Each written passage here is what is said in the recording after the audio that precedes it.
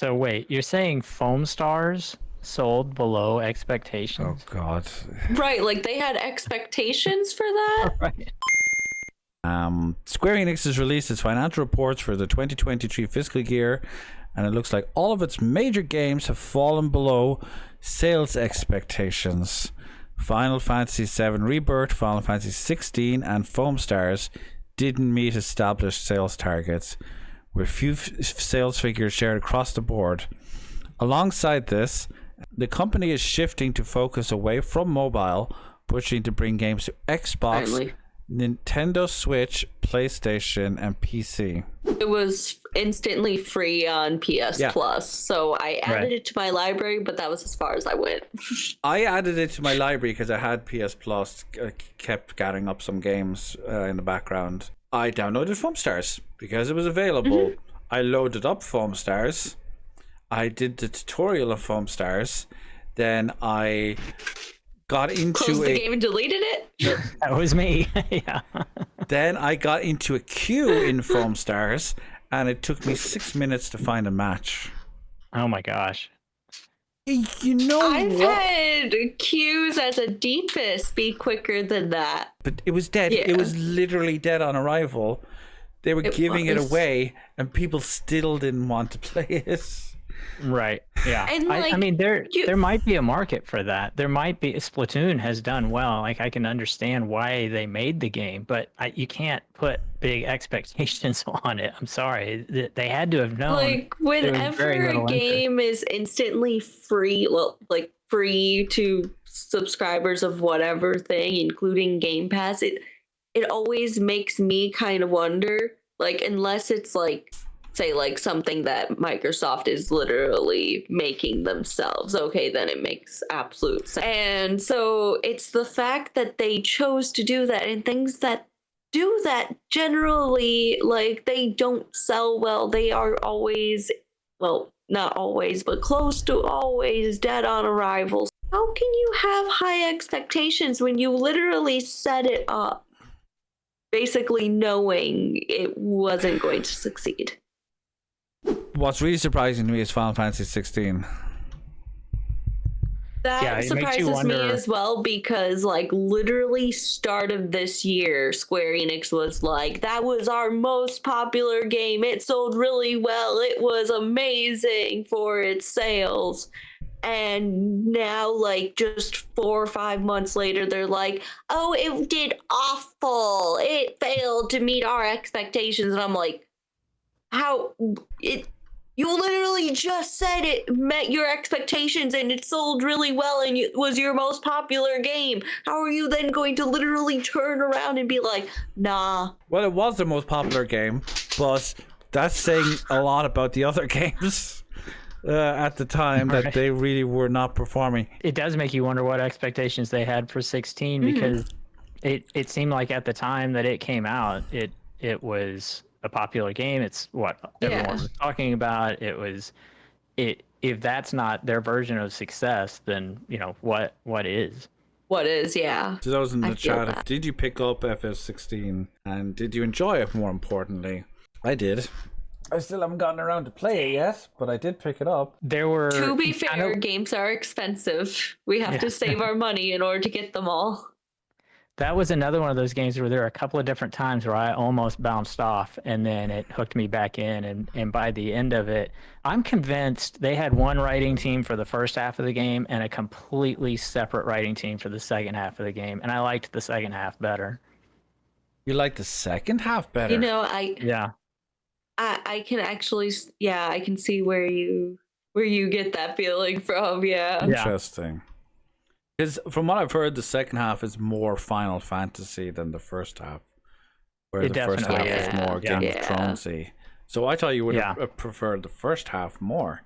But I know Teshi has feelings on this whole sales expectations thing.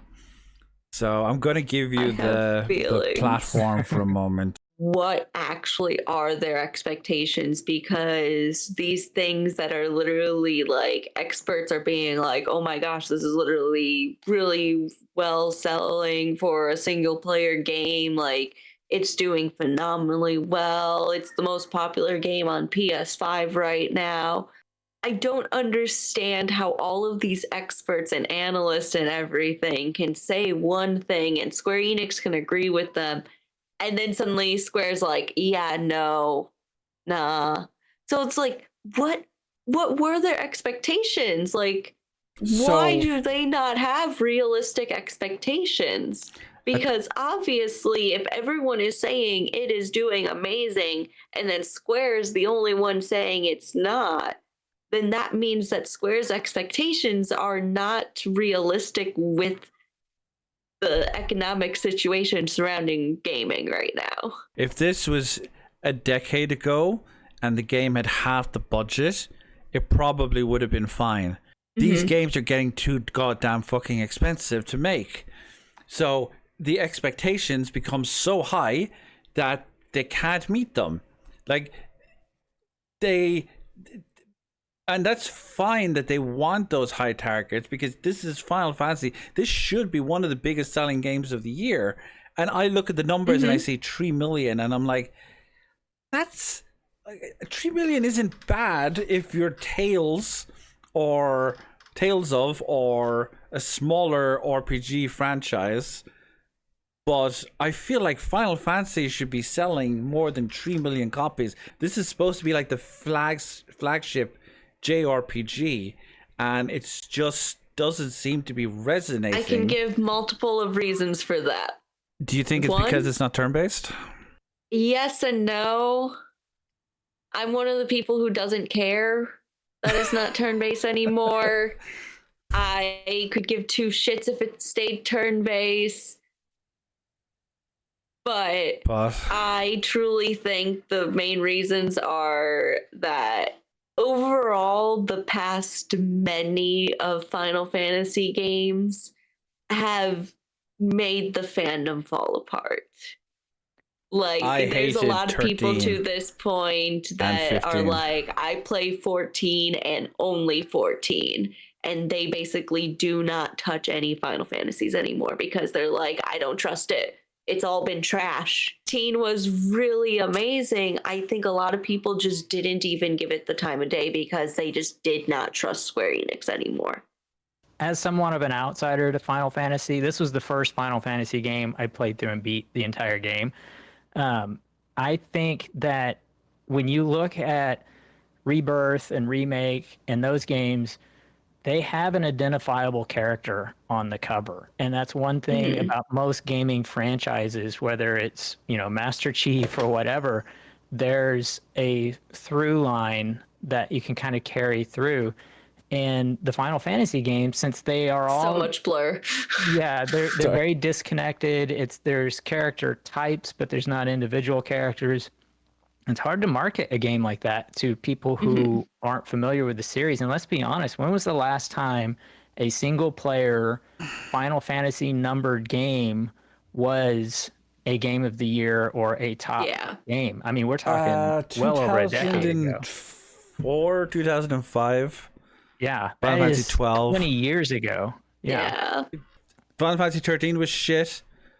It was. Final Fantasy 13 Lightning Returns was shit. Final Fantasy 15 was colossally shit.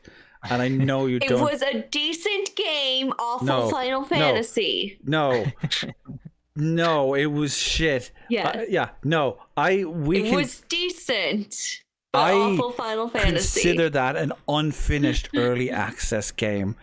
I would give it credit where credit is due. I did think the relationship between the characters was really well realized. There was definitely a sense of brotherhood between them, but I did not enjoy 15 at all. Well, I think the market for Final Fantasy, of hardcore Final Fantasy fans, is just smaller and smaller as every decade goes by. Okay, here's the question: has Final Fantasy become a boomer RPG? I feel like it has. RPG. It's kind of always been joked about that we were going to be playing Final Fantasy 60 when we were 100 years old. So I've always expected it to become a classics. But Baldur's sort of Don't you think, Gate. if thing. you had to predict, don't you think that over the next 10 years, the three biggest Final Fantasy games are going to be, remakes of Final Fantasy 7 and, a Final An Fantasy MMO. 8 or something Well, like you that? say Yeah, I that, mean, but Final Fantasy VII didn't reach its targets either. So, according to this, Supposedly. Final Fantasy VII Rebirth seems to have done even worse than Final Fantasy 16. At Oh, least wow. as far as hitting its targets is concerned. Unlike Final Fantasy 16, the game did not hit its initial sales targets, nor did it hit its yearly targets. No figures were shared on its total sales. And Foamstar fits in nicely here as it stands alongside Rebirth in missing those targets. So, apparently Final Fantasy 16 did hit its initial targets, like its launch window targets, which is why they were like, this did well. But it just dropped off immediately afterwards. There was just there was no tail. That's because most likely they were like, it's supposed to go exponential. Like they probably were like, we want, say, 1 million copies day one, and then by the end of a month have 5 million copies, and then by the end of 2 months have 15 million copies. That was probably what Square Enix wanted. They probably wanted this super exponential thing. Like that is literally not possible in current economic standings. If the remake that everybody not. has been begging for the last decade, literally begging for, can't even sell well, what can? And did it? I mean, we don't even know that it didn't sell well. No, they said it hasn't hit. It's just Square has unrealistic expectations. But it sold really well. Everyone who wanted it got it. Maybe it had we don't know. Maybe it sold 3 million copies, but what if the budget for the game required 6 million sales? Then it's officially a failure. Right. But in the aspect of everyone who wanted it, got it. Well, that could be the problem. Is not enough people wanted it. And that's the thing. They basically overestimate their fandom. They don't realize they killed the fandom a while ago. And that's why I'm saying, like, their expectations are unrealistic. They don't know their fandom anymore. They think that they could bring in nostalgia in order to bring back the fandom, and that did not happen because no one trusted them to do it right. And then look what they're doing. They're destroying the story. Oh, that's a whole other topic. They could have spent half the budget and made half the game, and this still would have been an immensely fun game. If they can't afford to make the games to a point where they need to step back. They need to either simplify the games, or here's a novel idea. Maybe you should release them on more than one format. Yes, that is helpful, but also scale back on the game because obviously people do not like what they are doing. It took Square Enix over a decade to figure this out, but they have finally decided, and this is why I call this the fall and rise, that I think if they've said we're going to focus on multi-platform going forward, we are not going to release our games exclusively on one piece of hardware because that loses us sales. Oh my, such a novel idea. You can get more sales if more people have access to it. If they had, I'm one of the people that actually did cave and buy a PS5 just to play Rebirth. I regret it. Rebirth was not worth it, unfortunately. But if they had released this on PC, that could have been a million sales right there. Xbox might have been difficult, but I think they could have made it happen. Play it at 720p if you have to. Make it run to 720p, but get it on the Xbox Series S. That's at least 500,000 to another million sales on top of that. And now they're suddenly realizing we should release our games on a new piece of hardware, or on more pieces of hardware. And it's just mind-boggling to me that these deals they were making with PlayStation and whoever obviously weren't working. Even Nintendo with like timed exclusivity on Octopath and stuff like that. It's just not necessary in this day and age. Just release everything on everything. Yeah, unless you're a first party, But if you're a third party, there's no reason. Mm-hmm. Third party doesn't need to stick to one thing. How do you think they can resolve this? They have apparently taken a loss of 140 million on cancelled projects. $140 million of projects they were working on that just cancelled. Written them off. That money's gone. Those games are never coming out. And they're going to focus on multi-platform releases of their major franchises, which I'm guessing are Kingdom Hearts, Final Fantasy, Dragon Quest, and Nier. Don't forget, what was it, like Power Wash Simulator? Okay, and Power Wash Simulator. Yeah. 500 pieces of DLC coming out for that game. Yeah. I mean, I think that's where you start. I feel like they need a new IP. I wish Octopath was more successful. I love that series. I'd like to see more of it, but I'm worried. I don't know that there's going to be a third one, at least the way they're talking right now. Yeah. I don't know.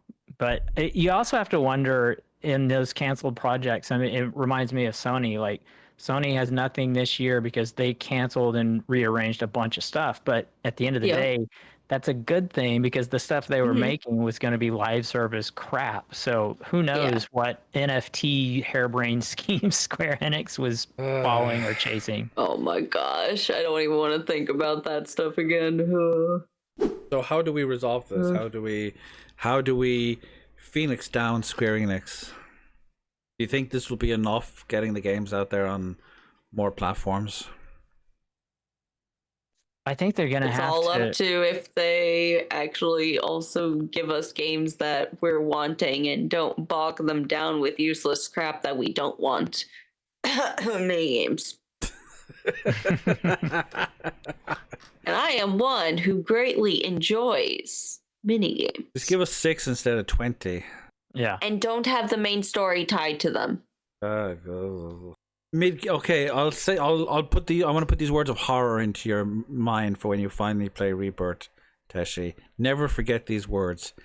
Catsit Nibelheim boxes. Oh no, I saw Scar do that bit. I saw that. That was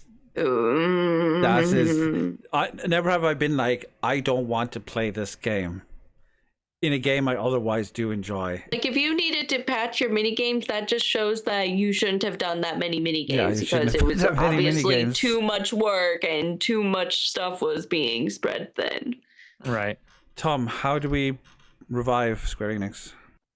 I think they've got to treat their mainline franchises like nobody knows them and start almost from scratch with it, which I feel like they were kind of going that direction with 16. And they got a lot of flack for that, but I think the audience that has been with them all along, that core audience, is not big enough anymore to get them where they want to be. If they could be happy just servicing that audience, that would be great. But they have bigger ambitions. But they're obviously not. Yeah, they're gonna have to reach beyond that and do some original stuff, even if it is with their existing IPs. Teshi. We're going to wrap this up in about 10 minutes. The show, I mean. How do we revive Square Enix? Well, we can't do shit. It is unfortunately all in the hands of Square Enix, and we can respond to what they do. But they need to learn like what they're doing, like what the target audiences are and how big those audiences are, like what they want, because it's like they're just very disconnected from their fan bases. Certain games sell really, really astronomically well, and like the only thing in my mind is like they're going, oh, look at how well Automata and Replicants sold. And then basically we're like, Final Fantasy should sell that same exact amount, and are very It's shocked and confused as to why Final Fantasy didn't. And it's like, because the fan bases aren't equivalent. it's actually kind of wild now that you mentioned it to me. I didn't even consider that Nier has been selling better than recent Final Fantasy games. And this was Nier this was supposed not to be like niche the anymore. niche cult franchise. But it is Nier bigger than obviously Final Fantasy. did something that Final Fantasy isn't doing. And Automata came out and literally made people go back and buy PS2 and PS3 games just to get a complete story. Like, that's the thing about Automata. It made people go back into the series. Final Fantasy doesn't have that. Final Fantasy is too caught up in what it used to be. Yeah. Like not gameplay wise, like but it like hasn't evolved like Zelda wise. has. Yeah, it's like we have to be fantasy with chocobos and muggles, and that's really okay. So I have my own theory as to how these guys can fix this franchise, and just go with this nonsense for a minute. I love Yoshida. Final Fantasy 16 was amazing, but it didn't resonate the way they wanted. Final Fantasy 17 needs to go back to basics. It needs to be no or ATB, just a fully turn-based RPG. It needs to be pure fantasy, and it needs to revolve around crystals, but it needs to try to tell a modern, cerebral, and interesting story that isn't desperately trying to ape Western culture. Like it doesn't need to be adult and mature. Take what made Final Fantasy 14 work. 14 shows that people love the fantasy, they love the summons, they love all that sort of stuff. You can make that work. Because that's what it's supposed to be. Yeah. It's supposed to be Final Fantasy. Yeah. It's literally in the title, fantasy. They released That's what we want. They released 16 under the premise that nobody wants a turn-based RPG anymore. And then a couple of months later, Baldur's Gate 3 came out and completely destroyed records, and that's resonating with younger and older people alike, because it just has a design to it that engages people, that has stuff you can share. Everyone who plays Baldur's Gate 3 has a completely unique playthrough of their own, and they need to make the basic story very simple. You go around the world, you collect crystals, but give me characters where I can actually engage with them and develop relationships with them. And some characters I might meet, some characters I might not meet. Give us something in design that's exactly the same as literally Final Fantasy 1.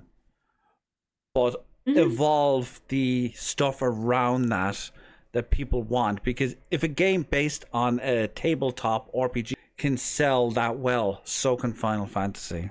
I think that there's a fine line, and I'm glad I don't have to deal with this. But like, if you're making a game, we've kind of said both things. You got to listen to the audience and make what they want, but they also have to be original. And Baldur's Gate wasn't made because an audience was craving that game. I think they were craving that game. That's the thing. I think people were craving a classic RPG. I think a lot of people played that game not knowing that they were craving that game. You know what I mean? Like there were a lot of people who got introduced to D&D through that game. It hit a mainstream that wasn't watching Critical Role or whatever, in a way that I don't think anybody predicted. I don't want to see Square Enix go under. They have been such a huge part of my life, and it would make me cry deeply to see them disappear. Also, on a subject of Dragon Quest, kind of little anecdote here.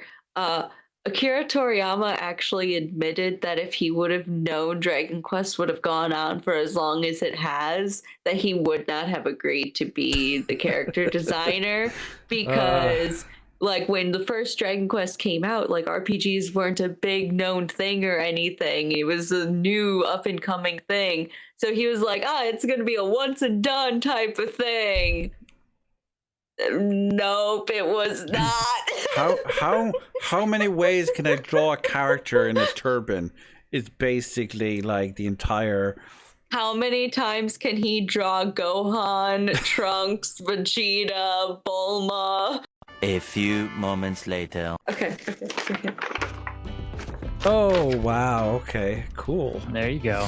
Where did you get that from? Was it with the 3D? This came with the 3DS copy. Wow, and you still have it.